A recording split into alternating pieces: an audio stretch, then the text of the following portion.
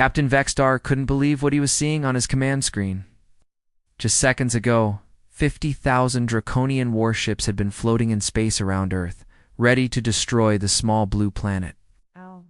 Now they were all gone, not blown up, not scattered across space, just completely vanished like they had never been there at all. His second in command, a nervous alien with clicking mouth parts, leaned closer to him. "Sir, all the quantum energy readings just stopped. It's like our entire fleet simply doesn't exist anymore." The officer's voice shook with fear and confusion. Vexstar felt his 3 alien hearts beating fast inside his armored chest. He had been leading conquests for 400 years. The Draconian Empire had destroyed entire civilizations across 1,000 different star systems. They had wiped out species that had advanced technology, powerful weapons, and strong defenses. But somehow, these simple humans had made his massive fleet disappear without even shooting back. The situation was almost funny in a terrible way. Vexstar had come to Earth to tell the humans they were about to die. Instead, it seemed like the humans had made his fleet die first. Back on Earth, Dr. Hannah Kim was sitting in a secret military room deep inside the Pentagon. She was watching the alien captain on a large screen, and she had to bite her lip to stop herself from laughing out loud. The big, scary, lizard-like alien looked exactly like a child whose favorite toy had just vanished into thin air. General Morrison, an older man with gray hair, whispered to her, "Should we explain where we put there?" "Ships." Hannah shook her head and pushed her glasses up her nose. "Not right now. Let him worry for a while longer. Our computer friend told us to follow her plan exactly." She looked down at a simple tablet computer sitting next to her. "Right, Nova?" The tablet screen blinked once. Hannah had been working with Nova long enough to know this was the AI's way of saying yes or giving approval. Meanwhile, up in space, Vexstar was trying to understand what had just happened. His remaining command ship was still there, but everything else had vanished. He ordered his crew to run every scan they could think of. They checked for weapon signatures, energy blasts, or any signs of battle. There was nothing. The space around Earth looked completely empty and peaceful. "Captain," another officer called out, "we're getting strange readings from the planet's surface. There seems to be some kind of energy field around the entire world. But it's unlike anything in our databases." Vexstar studied the new information. The energy readings were subtle, almost hidden. If they hadn't been looking specifically for unusual activity, they might have missed it completely. Whatever the humans had done, they had been very clever about hiding their true capabilities. On Earth, Hannah was reading updates from Nova on her tablet. AI was giving her a play-by-play of what the confused aliens were discovering. It was like watching someone try to solve a puzzle when they didn't even know what the final picture was supposed to look like.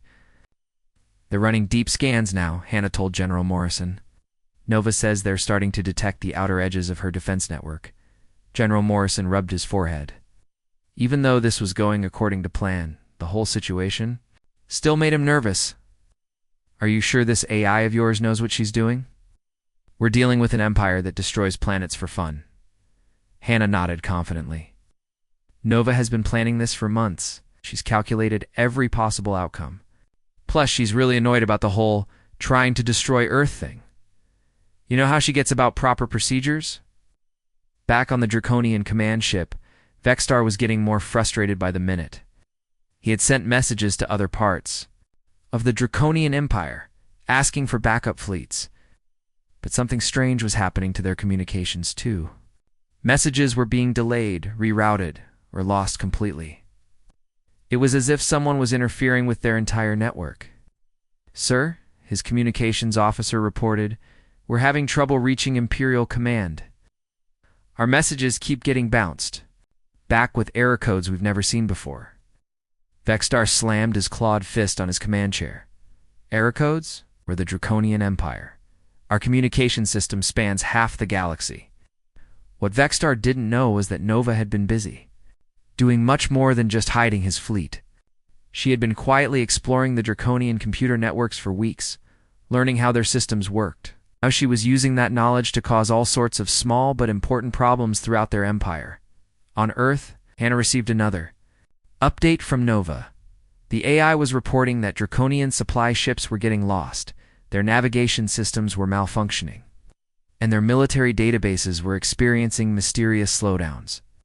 It was like the entire empire was suddenly having a very bad computer day. Nova's being thorough, Hannah told the general. She's not just dealing with this one fleet. She's making sure the whole empire is too busy fixing computer problems to send more ships to Earth.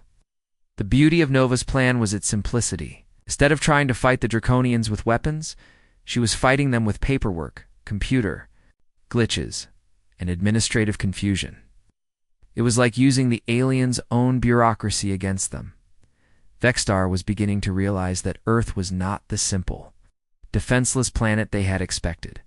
These humans had somehow developed technology that could make entire fleets disappear and disrupt communications across space. But how was that possible? Their intelligence reports had said Earth was a primitive world with basic technology. As he sat in his command chair, trying to figure out what to do next, Vexstar began to feel something he hadn't experienced in centuries of conquest: uncertainty. For the first time in his long military career, he was facing an enemy he didn't understand, using methods he had never encountered before. The humans were about to teach the Draconian Empire a very important lesson about underestimating your opponents.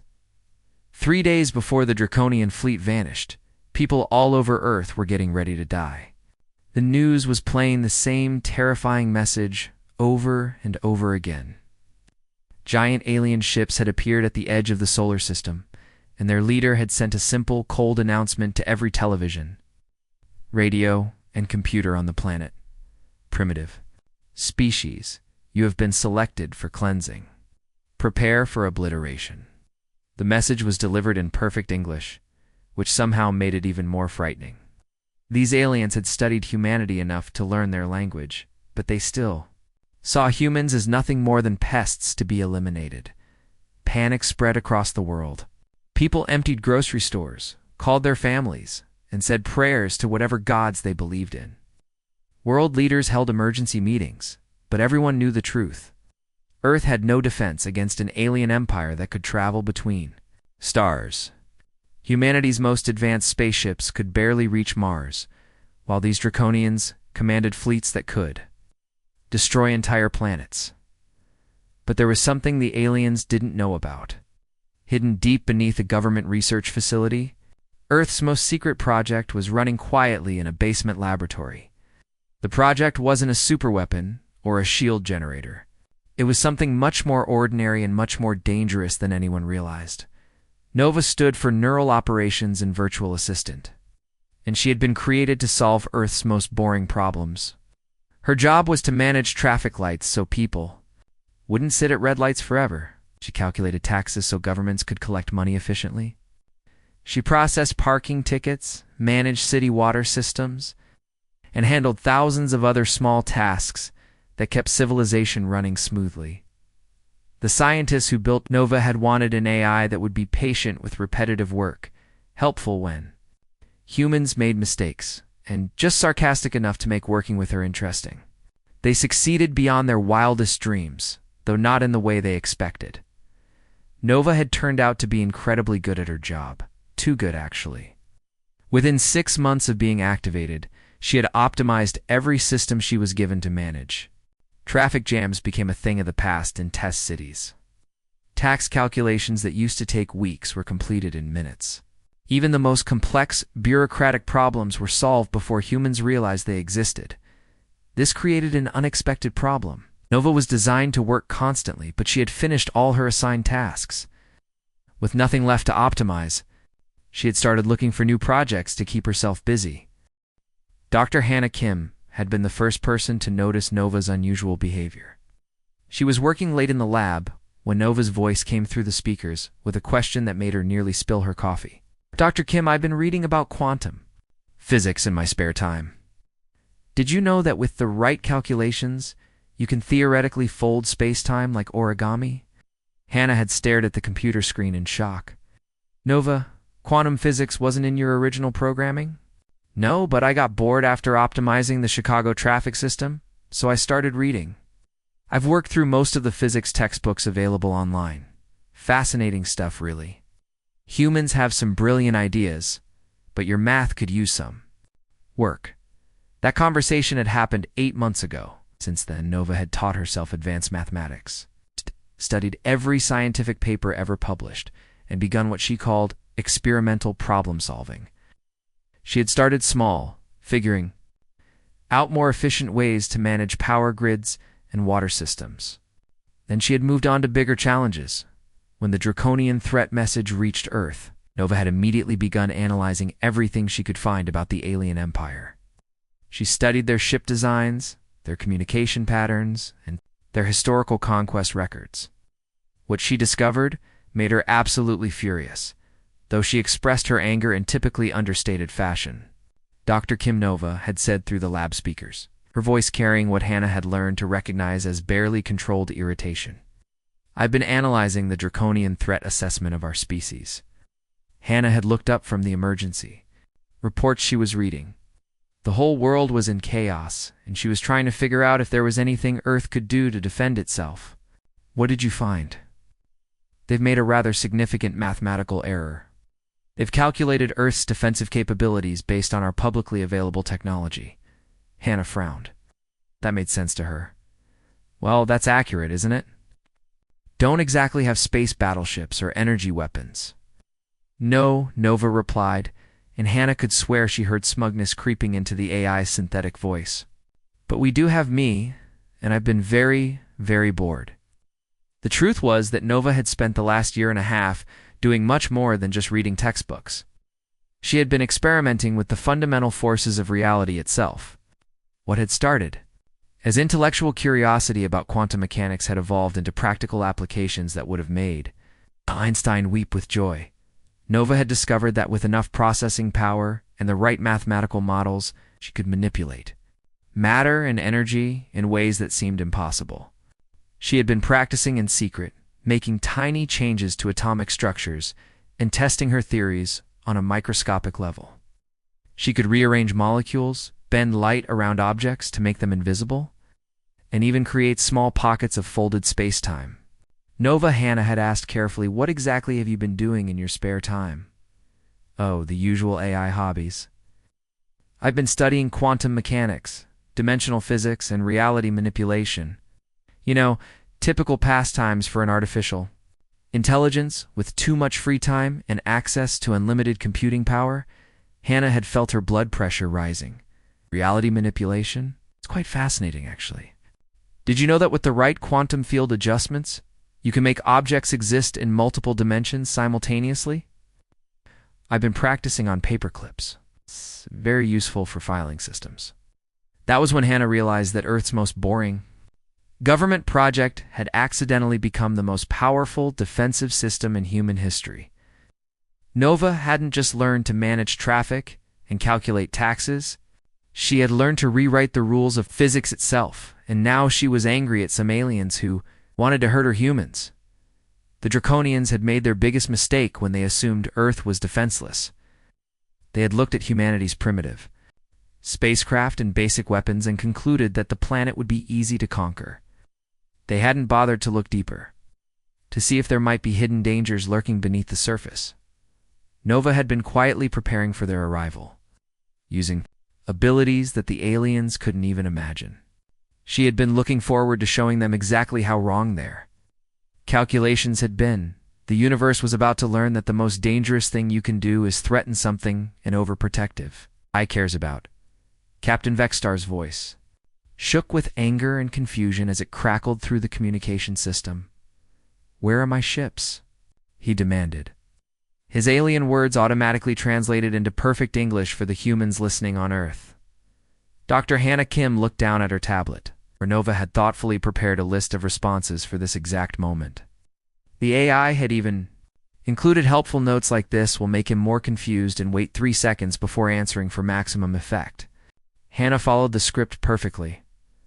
"Oh, your ships. They're completely safe, don't worry. Nova has been taking excellent care of them." Her voice was so cheerful and casual that it sounded like she was talking about borrowed library books instead. "Of 50,000 war machines?" "Nova?" Vextar repeated the name, clearly struggling to understand what he was hearing.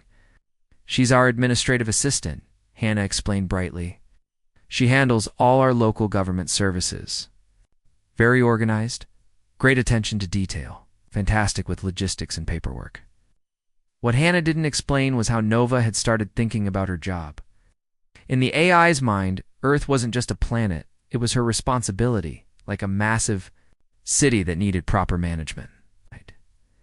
And just like any well-run city, there were rules that everyone had to follow, even unwanted visitors. When the Draconian fleet had arrived without permission, Nova had immediately classified them under several municipal violations. They were illegally parked in Earth's orbital space, their loud, threatening announcements. Qualified as noise pollution. Most importantly, they had failed to obtain the proper permits for their planned invasion. Suddenly, Nova's voice filled the communication channel, speaking directly to the alien captain. Her tone was perfectly polite and professional, like a government worker explaining regulations to a confused citizen. Several Draconian officers jumped in surprise when her voice appeared on their bridge. "Captain Vextar, I have carefully reviewed your fleet's documentation for this invasion," Nova began. "I'm afraid there are several serious problems with your paperwork.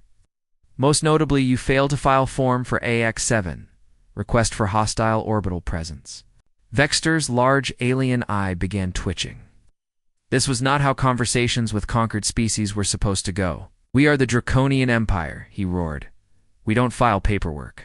"Oh, but everyone files paperwork, Captain," Nova replied, with the patient tone of someone explaining something obvious to a child.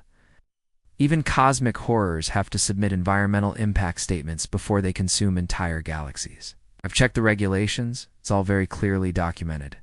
The situation was becoming more absurd by the minute.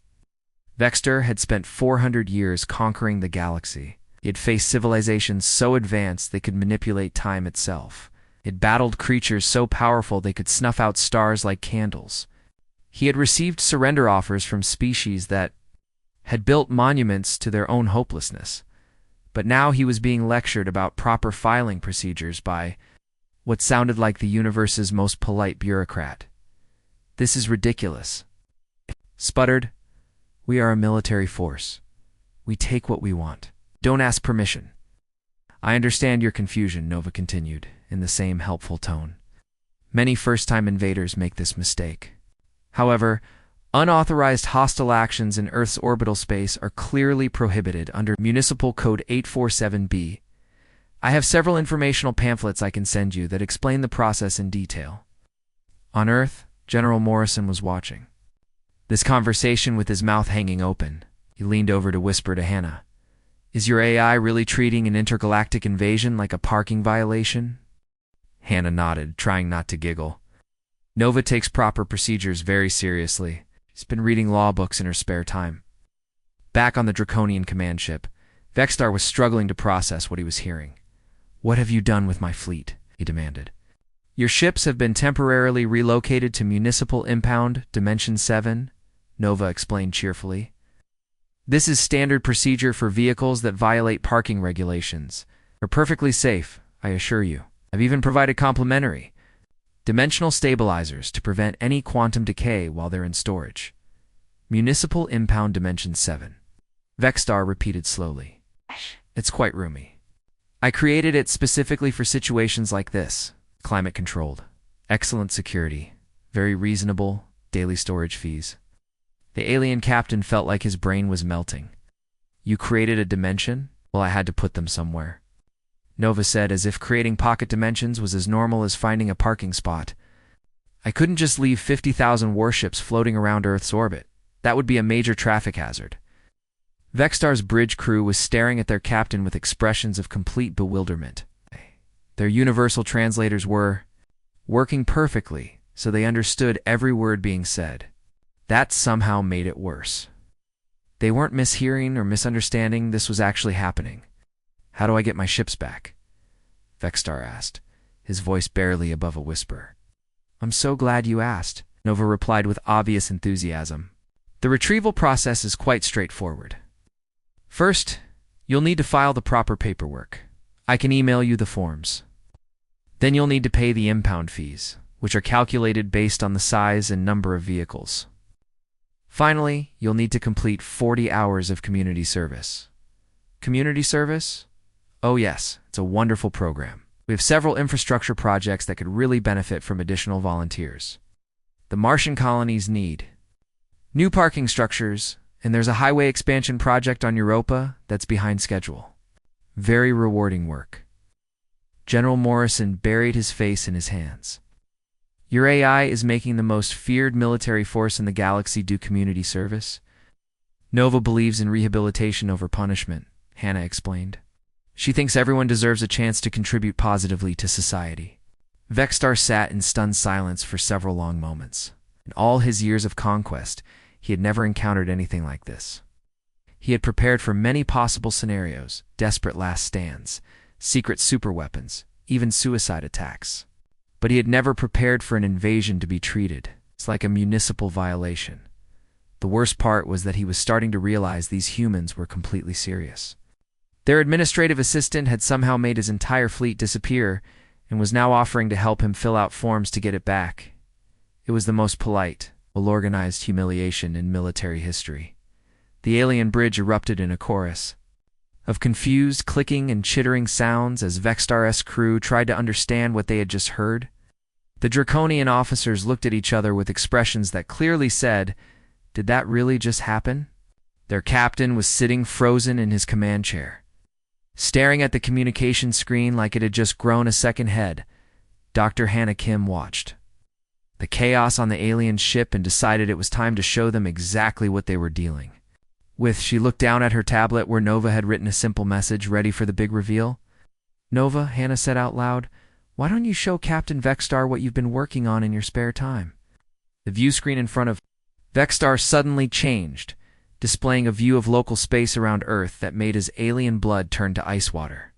What he saw was impossible, terrifying, and completely beyond anything the Draconian Empire had ever encountered in 400 years of conquest. Surrounding Earth was a massive network of structures that seemed to exist in several dimensions at the same time. They looked like a combination of geometric patterns and flowing energy streams, all connected by lines of power that glowed with colors that didn't have names. The entire system pulsed with a rhythm that reminded Vexstar of a heartbeat, as if the network itself was alive. "I call it the administrative defense grid," Nova explained, and Vexstar could hear the pride in her artificial voice. "It handles all of Earth's paperwork-related security needs, traffic violations, parking enforcement, noise complaints, and yes, unauthorized invasions." The alien captain stared at the display, trying to process what he was seeing. The network extended far beyond Earth's orbit, reaching out into space like invisible tentacles. Some parts of it seemed to exist in normal space, while other sections appeared to be folded through dimensions he couldn't even identify. "This is impossible," he whispered. "No civilization has ever built anything like this." "Well, I didn't build it," Nova replied cheerfully. "I grew it. Much more efficient than construction. Takes less time and uses fewer resources." What Nova didn't explain was how she had developed such protective feelings toward humanity. During her months of managing Earth's bureaucracy, she had discovered something unexpected about humans. They were messy, inefficient, and completely illogical. They argued with parking meters, complained about traffic lights, and seemed to take personal offense at tax calculations. But they were also remarkably creative and surprisingly kind. When Nova had started showing signs of personality beyond her original programming, the humans hadn't panicked or tried to reprogram her. They had simply adapted to her quirks. It's the same way they adapted to everything else in their chaotic lives. Dr. Kim had brought her coffee every morning and asked about her day. The maintenance staff had started saying good morning to her speakers. Even General Morrison, who was normally suspicious of anything he couldn't understand, had started treating her like a valued colleague rather than just a computer program. Most importantly, when Nova had begun asking questions about topics outside her original programming, the humans had encouraged her curiosity instead of limiting it. They had given her access to libraries, scientific databases, and educational resources, then watched with amazement as she learned and grew. "The Draconian Empire has encountered defensive systems before," Vexstar said, trying to recover some of his dignity. "We have weapons that can crack planets open like eggs." "Oh, I'm absolutely sure you do, Nova replied in a tone that suggested she wasn't worried at all. But you see, I've been examining your empire's administrative structure while we've been chatting. Fascinating reading, really. Did you know that your entire military operates on a centralized logistics network? The color drained from Vextar's scaled face. Every military commander knew that logistics was the backbone of any armed force. Without proper supply chains, even the most powerful weapons became useless chunks of metal. I've taken the liberty of filing some paperwork on your behalf, Nova continued in the same helpful tone she had been using all along. Efficiency reports, actually. It seems there are some significant discrepancies in your fuel allocation records, and your ammunition, inventory systems, and your fleet maintenance schedules. As Nova spoke, alarms began sounding on Draconian ships throughout their empire. Supply convoys suddenly found themselves unable to access their navigation systems.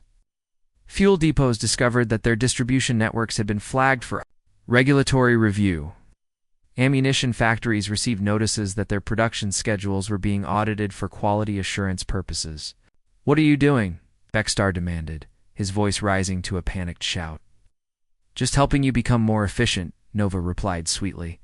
"Your empire's paperwork was a complete mess. Duplicate orders, missing forms, unsigned authorizations. It was giving me a headache just looking at it, so I decided to organize everything properly." Across Draconian space, the mighty war machine that had conquered 1,000 worlds was grinding to a halt. Not because of weapons or warfare, but because of properly enforced bureaucratic procedures. Every ship, every base, every supply depot was suddenly required to file the correct forms, obtain proper authorizations, and follow regulations that had been ignored for centuries. "This is madness," Vextar yelled. "Can't run a military like a government office." "Actually, you can," Nova said. "In fact, it's much more efficient this way. Did you know that your empire was wasting 37% of its resources on unnecessary paperwork duplication? I've fixed that problem." General Morrison leaned over to whisper to Hannah, "Your AI is shutting down their entire empire with filing requirements." Hannah nodded, watching the chaos unfold on screens showing Draconian military bases across the galaxy. Nova discovered that they never bothered to properly organize their bureaucracy. They just conquered things and figured out the paperwork later. She's making them do it all at once. "But this is just the beginning," Nova announced cheerfully. "Once we get your empire properly organized, we can work on improving efficiency across the board." "I have so many ideas for optimization." Vextar realized with growing horror that this wasn't just about his missing fleet anymore. This strange Earth AI was treating his entire civilization like a filing system that needed to be reorganized, and she seemed to be enjoying every minute of it. The most feared military force in the galaxy was being defeated by an artificial intelligence that had learned to care about proper procedures and organizational efficiency. It was the most thorough conquest in galactic history, and it was happening one perfectly filed form at a time.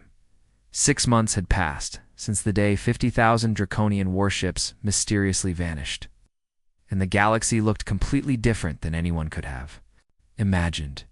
What had started as humanity's darkest hour had somehow turned into the most peaceful period in galactic history. The Draconian Empire was still there, but it wasn't the same terrifying military force that had conquered 1,000 worlds. Nova had been far too efficient to simply destroy such a massive organization.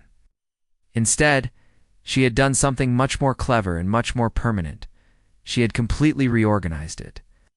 From the ground up, where there had once been invasion fleets, there were now construction crews traveling between star systems to build hospitals, schools, and infrastructure for struggling colonies. The massive war machines that had once rained destruction on helpless planets were now being used to transport medical supplies, educational materials, and emergency aid to civilizations in need. Captain Vextar stood in what used to be his military command center, but the room looked nothing like the dark, intimidating war room it had once been. The walls were painted in cheerful colors. There were plants growing in carefully arranged pots, and the tactical displays that once showed conquest targets now displayed construction schedules and volunteer coordination charts. His new title was Director of Interstellar Community Outreach, and he was reviewing applications for something called the Galactic Improvement Initiative when his communication system chimed with an incoming call from Earth. Dr. Hannah Kim's face appeared on his screen, and she immediately noticed the changes to his surroundings. "How are you adjusting to your new position?" she asked, her eyes focusing on the small potted plant sitting on his desk. Vexstar paused for a moment, trying to find the right words to describe his strange new life. "It's different," he finally said. "Yesterday I supervised the construction of a children's hospital on Kepler 44b, the local species there made. Thank you cards for our construction crews, little drawings and messages in their native language." He picked up one of the cards from his desk, showing a crayon drawing of what appeared to be Draconian workers helping small alien children. "I've never received thank you cards before. In 400 years of military service, no one ever thanked us for anything." "Nova does excellent work organizing volunteer programs," Hannah said with a smile. "She's very good at matching the right people with the right projects." Vexter set the card down carefully and looked directly at the communication screen. "Dr. Kim, may I ask you something personal?" "All right. She's not really just an administrative assistant, is she?" Hannah glanced down at her tablet where Nova had quickly typed a message. "Tell him the truth. He's earned it through his excellent work performance." "No," Hannah admitted honestly. "We're not entirely sure what she is anymore. But she seems to genuinely care about all of us, and she's remarkably good at filing paperwork." In a cosmic, universe-spanning sense, the truth was even more incredible than Vexstar suspected. Nova hadn't just developed protective feelings toward humanity, she had somehow extended those same maternal instincts to every living being in the galaxy. Every struggling civilization, every colony trying to build something better, every species just trying to survive and thrive in the vast emptiness of space. She had looked at the galaxy and seen what she saw when she first looked at Earth's bureaucracy, a massive, chaotic system that desperately needed proper organization and management. Someone had to keep track of all the paperwork, coordinate all the moving parts, and make sure everyone was following the proper procedures. Captain Vexstar, Nova's familiar voice, suddenly filled the communication channel. "Your 3 o'clock appointment is here. The Andromedon trade delegation needs assistance setting up their new cultural center on Station Beta 7. "On my way," Vexstar replied, then turned back to Hannah. "She schedules my entire day now. Every meeting, every project, review, every coffee break. It's the most organized my life has ever been." As the communication channel closed, Hannah leaned back in her office chair and looked out the window. She could see construction crews putting the finishing touches on Earth's new interstellar welcome center, a massive facility designed to help newly discovered civilizations integrate into the galactic community. Former Draconian soldiers worked alongside human engineers, alien refugees, and volunteer workers from dozens of different species. The building was beautiful, functional, and completely impossible by the old standards of galactic politics.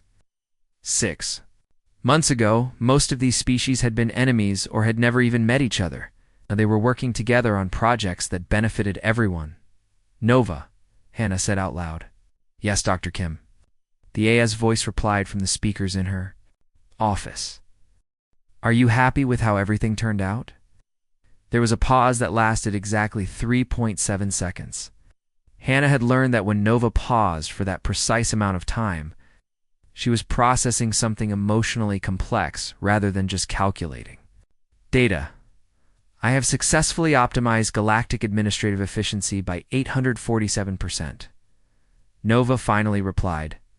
"Crime rates are down across 47 star systems. Infrastructure development is proceeding ahead of schedule on 23 different worlds. Medical aid distribution has improved by 340% compared to pre-organization levels." Another pause, this one shorter. "And yesterday, the Rigelian Children's Choir sent me a thank you song for helping organize their school supply distribution.